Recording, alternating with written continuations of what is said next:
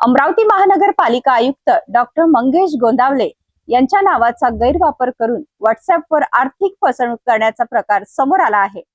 अज्ञात व्यक्ती आयुक्तांच्या नावाने नागरिकांकडे पैशाची मागणी करत असल्याचे उघड झाले असून महानगरपालिका प्रशासनाने नागरिकांना अशा संदेशापासून सावध राहण्याचे आवाहन केले आहे।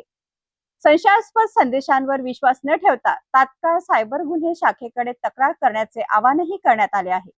अमरावती महानगरपालिका आयुक्त डॉक्टर मंगेश गोंदावले यांच्या नावाचा गैरवापर करून व्हॉट्सअपवर आर्थिक फसवणूक करण्याचा प्रकार समोर आला आहे। अज्ञात व्यक्ती आयुक्तांच्या नावाने नागरिकांकडे पैशांची मागणी करत असल्याचे उघड झाले असून महानगरपालिका प्रशासनाने नागरिकांना अशा संदेशापासून सावध राहण्याचे आवाहन केले आहे। संशयास्पद संदेशांवर विश्वास न ठेवता तात्काळ सायबर गुन्हे शाखेकडे तक्रार करण्याचे आवाहन करण्यात आले आहे। अमरावती महानगरपालिका आयुक्त डॉक्टर मंगेश गोंदावले यांच्या नावाने व्हॉट्सअपवर आर्थिक फसवणुकीचा प्रयत्न झाल्याची माहिती समोर आली आहे। अज्ञात व्यक्तीने 66662478100 या व्हॉट्सअप क्रमांकाचा वापर करून नागरिकांकडे पैशांची मागणी करत असल्याची निदर्शनास आले आहेत। महानगरपालिका प्रशासनाने स्पष्ट केले आहे की आयुक्तांच्या नावाने कोणत्याही प्रकारे व्हॉट्सअप किंवा इतर माध्यमातून आर्थिक मदतीची अथवा पैशांची मागणी केली जात नाही।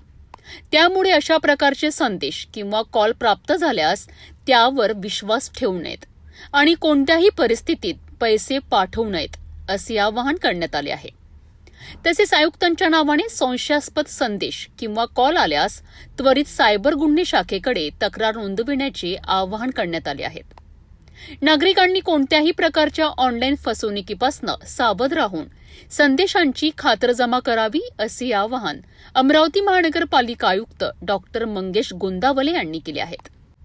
अमरावती महानगरपालिका प्रशासनाने दिलेल्या या इशाऱ्यानंतर नागरिकांनी कोणताही आर्थिक व्यवहार करण्यापूर्वी संबंधित व्यक्तीची खातरजमा करणे अत्यंत गरजेचे आहे।